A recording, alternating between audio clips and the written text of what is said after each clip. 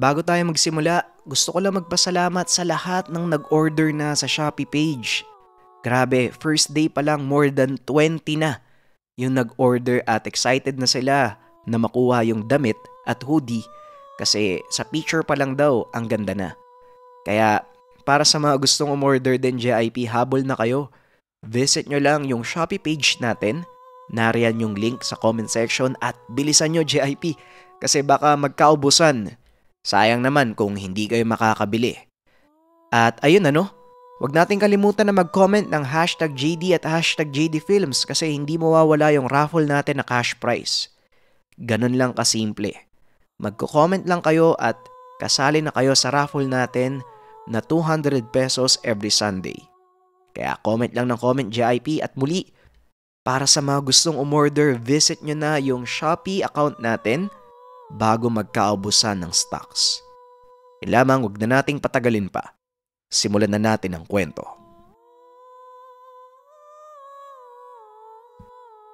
Ang susunod na kwento, mula sa ating kabayan na itago na lang natin sa pangalang Mulo.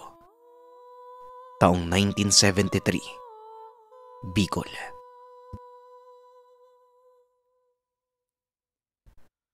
Mahirap ang mga tao sa bayan nila Mulo. May mangilan-ngilan namang masasabing nakakaangat sa buhay dahil meron silang malaking tahanan.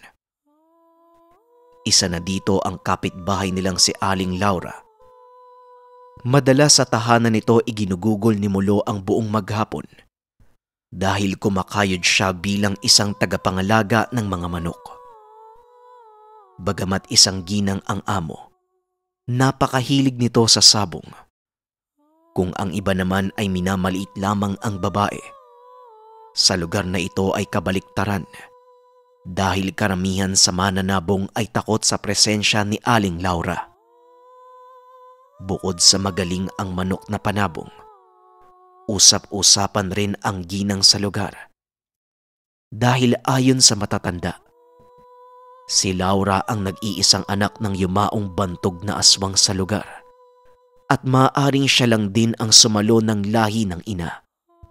Sa dalawang pagtatrabaho ni Mulo, hindi naman ito nakitaan ng anumang kakaiba. Kaya sinarado na lamang niya ang isipan sa sabi-sabi ng mga tao. Ang mas mahalaga, may mapakain sa pamilya kaysa sa takot na nararamdaman. Katagang itinatak ni Mulo sa isipan na magpatuloy sa araw-araw. Sa tahanan, kasama niya ang anak at asawa. Kaya doble ang pinansyal na pangangailangan dahil may sakit ang 5 taong gulang na anak. Madalas kada linggo, dinadala ito sa ospital para sa gamutan. May mga pagkakataon ding sa albularyo na lamang kinukonsulta tuwing walang-wala talaga. Isang araw, napag-utusan si Mulo ng amo na dalhin ang paborito nitong manok sa sabungan. Ang araw na yon ang tinatawag na derby. Ito ay isang malaking paglalaban ng mga manok. Madalas mula umaga hanggang gabi ginaganap dahil sa maraming manlalaro ang nakapila galing sa iba't ibang lugar. Halos triple din ang premyo kumpara sa regular na sabong. Kaya naman nabuhayan si Mulo. Lalo pat ipinangako ni Aling Laura na maghahati sila sa perang mapapalalunan. 6:00 pa lamang ng umaga, nakapila na ang dalawa. Pang-anim pa silang sasalang kaya naman paulit-ulit ang bulong ni Mulo na sana manalo ang kanilang alaga. Napansin rin niyang karamihan sa mga nasa loob ng sabungan napapasulyap kay Aling Laura. Sa isip ni Mulo, maaaring dahil ito sa mga haka-hakang aswang ang ginang. Hindi nagtagal manok na nila ang natawag para mag-umpisang maglaro. Sa unang tira ay natumba ang alaga ni Aling Laura, kaya naman napatingin si Mulo. Ngunit napansin niyang may parang alikabok na inihipan nito sa hangin.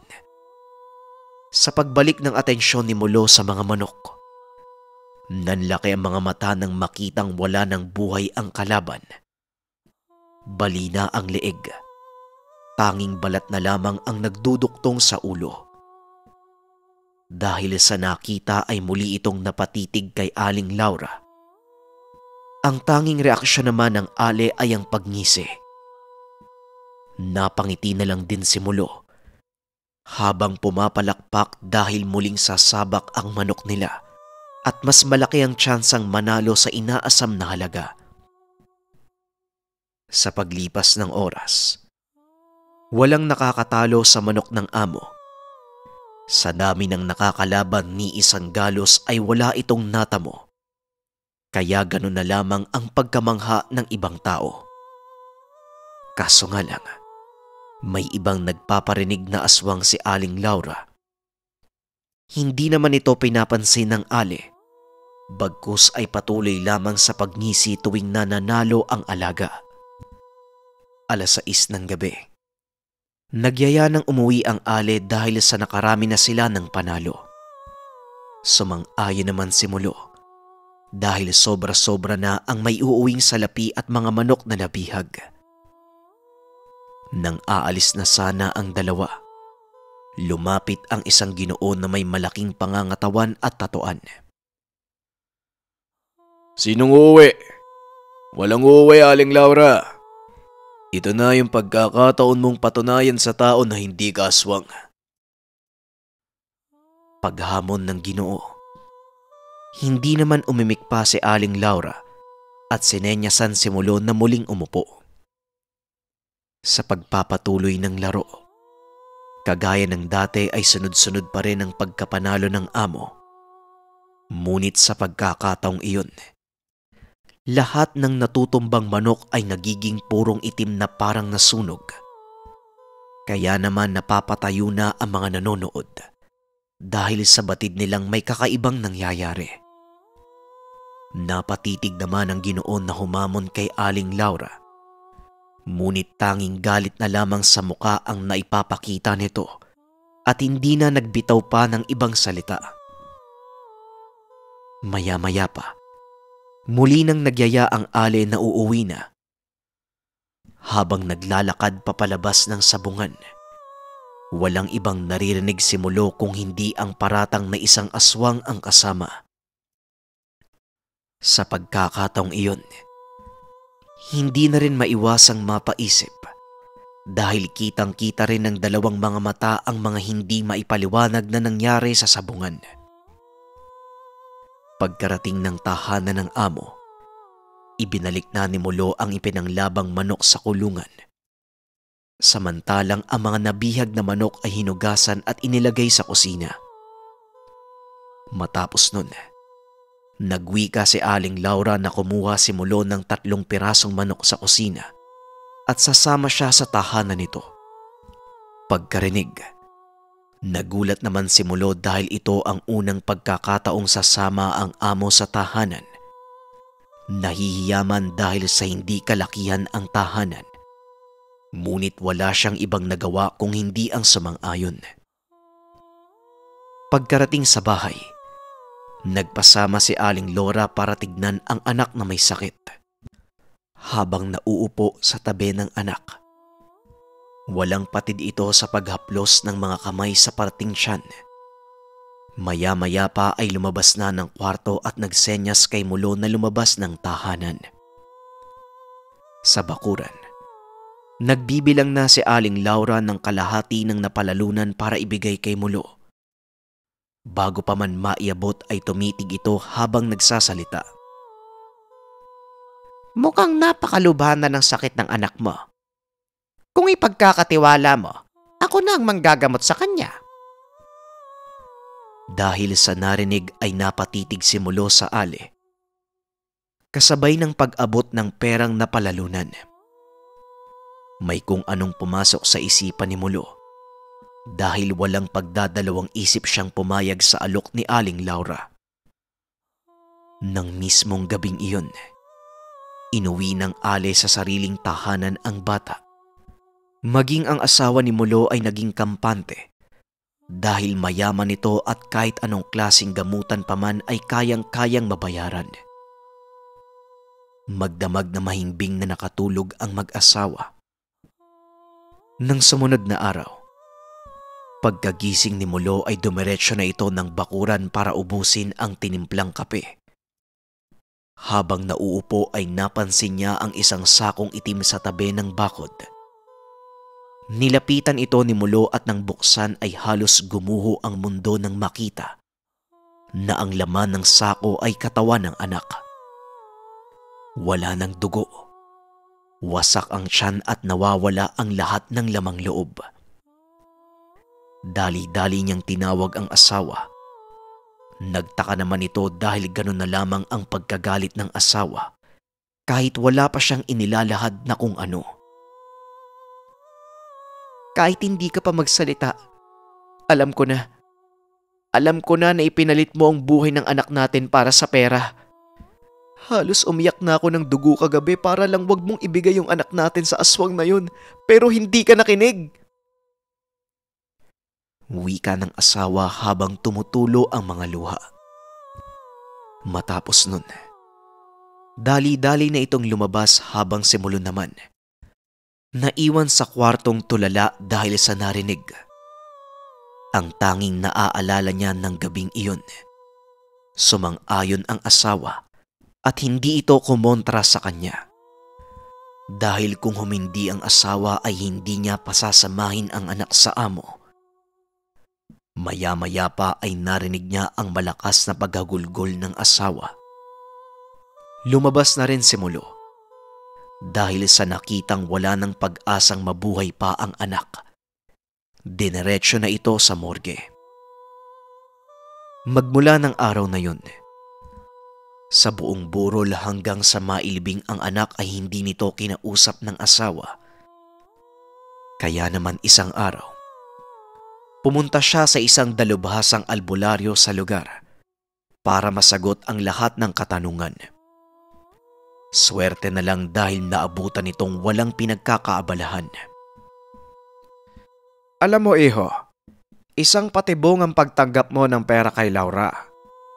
Maaring hindi man kapanipaniwala ang usap-usapan patungkol sa aswang, pero yun talagang katotohanan. Madalas, ang mga nabibiktima niya ay malalapit sa kanya dahil madaling mamanipula at mapaglaruan ang isipan. Malakas ang pakiramdam ko na nilisan niya na ang lugar natin. Pero kung sakali mang maabutan mo, sugatan mo ang kahit anong parte ng katawan ni Laura. Gamitin mo ang bolo at kaagad mong itarak sa lupa para mapatay siya. Wika ng albularyo. Pagkarinig, kaagad nagpaalam si Mulo para hanapin si Aling Laura. Ngunit magmula ng araw na yon ay hindi na muling nakita sa lugar. Lumipas pa ang ilang buwan.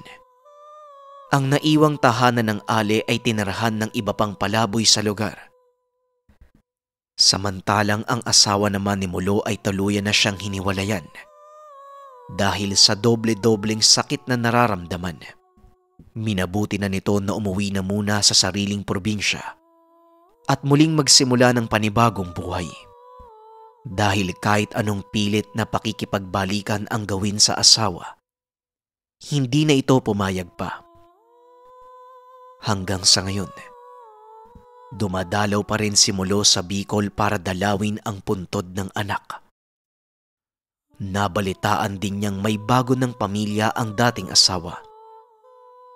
Kahit papano, nakabangon na din siya sa sakit. Ngunit hindi pa rin nawawala ang pagsisisi sa sarili nang minsang mamanipula ang kanyang isipan nang dahil sa aswang.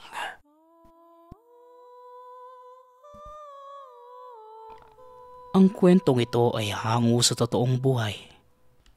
Mula ito sa isa nating kabayan na itago na lang natin sa pangalang Luning. Taong 1971, Mindanao. Kasalukuyang naghahanda ang batalyon ni Luning dahil isa sila sa ipapadala sa mangyayaring bakbakan sa Mindanao. Sa isang grupo, 3 lamang sila sa mga nakasamang babae. Sila ang itinalaga ng pinuno dahil sila ang may pinakamataas na marka ng estado ng kalusugan at kagalingan. Labis ang panalangin ni Luning dahil ito ang unang beses niyang sasabak sa ganito kabigat na labanan. Iniisip din niya ang 2 anak na maiiwan sa piling ng lola. Tanging ito na lamang ang pinagkukuhanan niya ng lakas ng loob para lumaban sa buhay, lalo na sa pagiging malakas sa trabaho. Siya rin ang nagsusustento sa mga gamot ng ina at nagpapaaral sa iba pang pamangkin. Dahil sa agarang pag-alis, nag-iwan na lang ito sa ina ng sapat na salapi para ipangsustento sa 2 maiiwang anak. Bago pa man umalis, hinalikan siya ng ina at mga anak at sinabing pinagdarasan nila ang kaligtasan ng ina. Nang makarating sa lugar, nahati ang grupo sa 3. Nagkaroon ng isang babae at isang lalaking kagrupo si Luning.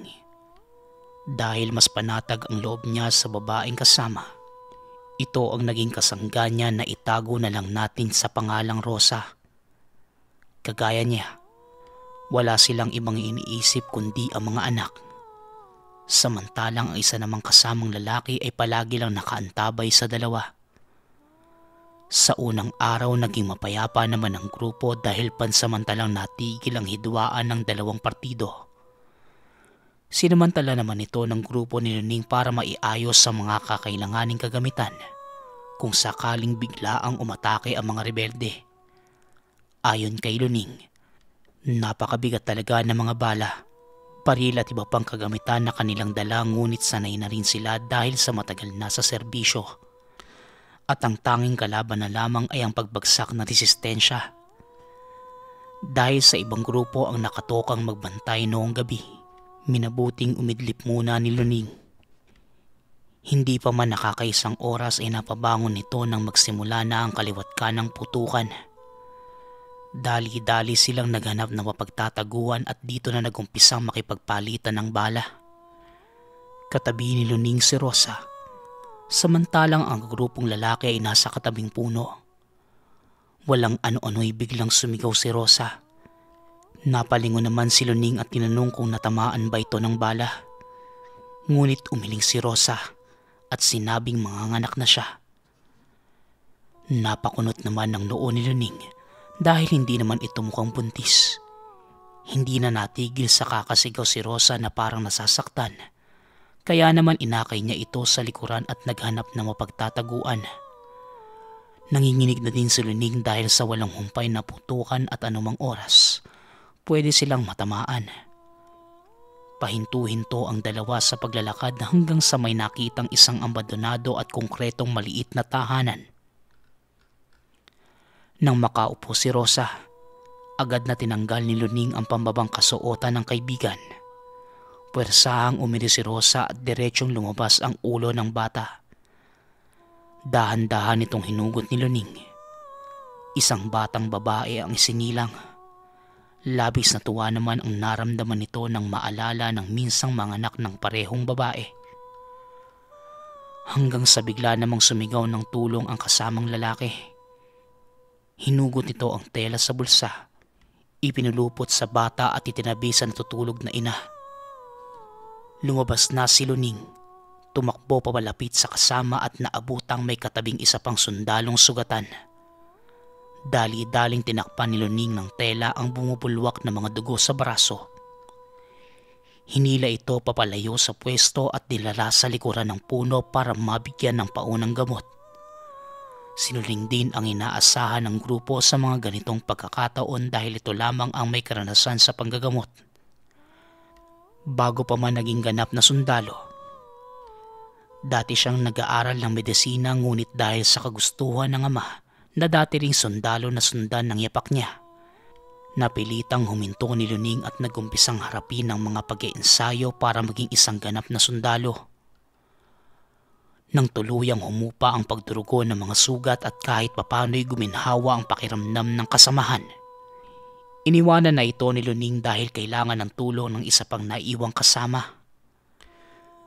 Muli silang nakipagpalitan ng bala at nagpatuloy lang hanggang sa humupa ang bakbakan. Pagkatapos ay tumakbo ito papunta kay Rosa dahil naalala niyang hindi pa naputol ang pusod ng bata. Naabutan niyang tulog pa din si Rosa ngunit nang makalapit ay napansing parang hindi na ito humihinga. Kaya naman minabuti niyang hawakan ng pulso at sa hindi inaasahang pagkakataon, wala na itong buhay. Pumatak ang luha sa mga mata ni Luning. Napakasaklap ng tadhana dahil nag-uumpisa pa lamang ang pagkakaibigan ng dalawa. Maya-maya pa ay umiyak na ang sanggol. Binuhat ito ni Luning at pinahiga sa lamesang nasa bintana. Nangakmang puputulin na sana ang pusod gamit ang isang maliit na patalim. Walang ano-ano'y kusa itong gumulong at nahulog sa sahig. Nagtaka si Luning kung paano nito nagawang kusang gumulong, lalo pat kakapanganak pa lamang. Ngunit isinawalang bahala na lamang ito ni Luning at pinulot ang inosenteng bata. Sinubukan niyang ipagpatuloy ang ginagawa ngunit sa hindi malamang dahilan.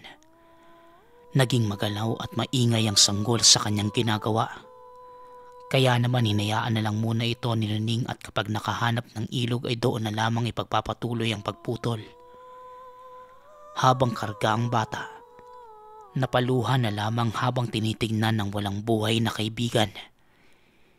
Hindi din naman pwedeng alisin agad ang labi dahil kukunin lamang ito kapag uuwi na ang kampo sa Maynila. Maghapon naman naging payapa ang lugar. Nanatili sa bakanting tirahan si Luning para bantayan ng sanggol at labi ni Rosa.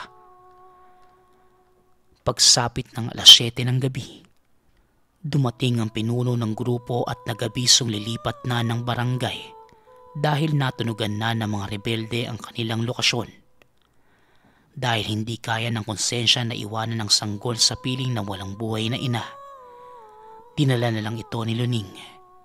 Gamit ang pahabang tela, itinali niya sa katawan habang nakaharap ang mukha ng sanggol sa dibdib. Pagkalabas, nakita niyang sila na lamang dalawa ang natira sa lugar, kaya tumakbo ito ng mabilis. Hindi naman naging sagabal ang dala dahil sa napakagaan at nakatali naman ng mahigpit. Halos kalahating oras rin ang kanyang tinakbo hanggang sa makarating sa grupo. Hindi pa man natatapos ang paghabol ng hininga, bigla na nagumpisa ang putukan. Hindi na rin napigilang kumalapit ng baril ni Luning at todo iwas na lamang at baka matamaan ng sanggol. Maya-maya pa, naramdaman niyang may mahapdi sa parting tiyan kaya agad niyang tinignan. Nagulat si Luning dahil kagat ito ng sanggol. Bigla itong naging kulay itim at nawala na rin ang saplot. Pilit niyang hinuhugot ngunit sobrang makapit dahil sa nakabaong mga ngipin sa tiyan. Maya-maya pa, may isang ligaw na bala ang tumama sa paanan ng sanggol kaya napapitaw ang bata. Nahulog at nang tignan ni Luning, napaka-inosente ng bata na umiiyak sa gitna ng gera. Dahil sa patuloy na pag-iyak ng sanggol, pinulot ito ni Luning. Nang mahawakan sa braso ay bigla muling nag-iba ang itsura at inatake nito si Luning. Walang humpay siyang pinagkakagat sa muka at napahandusay sa lupa. Hindi rin makasigaw dahil natatakpan ng dibdib ng nilalangang bibig. Biglang lumapit ang kasamahan at sinampal siya nito ng napakalakas at nagwika. Hoy, bilis, bangon! Bakit ka ba nakakatulog sa gitna ng bakbakan? Bilisan mo, lilipat na tayo ng pwesto. Dahil sa sinabi ay napabangon na si Luning. Tumakbo ang dalawa para lumipat sa isang malaking puno. Diretso lang sila sa pakikipagpalitan ng putok. Ilang oras pa ang lumipas ay nahintong muli ang bakbakan. Naupo si Luning at bakas pa rin ang dugo sa kasuotan. Naitanong ng kasamahan kung natamaan ba ito ng bala ngunit umiling siya at nagwika na natusok lamang ng kahoy. Matapos makapagpahinga, pumunta sa tagong lugar at tinignan ang sugat sa tiyan. Natakot siya na makita ang sugat. Hindi ito pangkaraniwan dahil palalim na parang hinukay ng daga. Mabilis niyang nilinisan ng sugat matapos ay agad na bumalik sa mga kasamahan. Nagdeklara na ang tagapamahala ng grupo na uuwi na muna sila sa Maynila. Dali-dali silang nagtipon at naghanda sa pag-alis. Binuhat naman ng 2 lalaking sundalo ang katawan ni Rosa para dalhin sa pamilya. Pinaulan nila si Luning sa gagamiting transportasyon papunta sa lugar. Hindi na niya nakita ang labi ng kaibigan, ngunit ayon sa kasamahan, dala ito ng kabilang grupo. Samantalang hindi naman nagdugo pa ang mga sugat ni Luning dahil sa mahigpit na pagkakatali. Pagkarating sa Maynila, may mga doktor na sumalubong sa grupo. Isa si Luning sa mga agarang ginamot at napatanong ang doktor sa natamo niyang sugat. Ngunit ang tanging nasagot lamang ay natusok ito ng kahoy. Lumipas pa ang 2 linggo at tuluyan nang naghilom ang sugat ni Luning. Naging maayos naman ang libing ni Rosa. Ayon din sa kasamahan, hindi naman talaga ito buntis dahil walang buntis na kasama sa giyera. Sa unang bakbakan pa lamang ay natamaan na ito at wala ng buhay ng pinahiga sa abandonadong tirahan. Maaaring ang sanhi ng nakaengkwentrong sanggol at pagkatulog sa gitna ng giyera ay ang napapabalita ang tiyanak sa lugar. Dati pa man nagpapakita na ito sa iba pang mga sundalo. Kagaya ni Luning, marami na din itong mga naging biktima. Dahil sa nalaman ay naging malinaw sa kanya ang nangyari. Matagal na panahon na magmula nang mangyari ang kababalaghan, ngunit sariwa pa rin kay Luning ang naranasan. Samantala, naiwang alaala na lang ang mga peklat na natamo.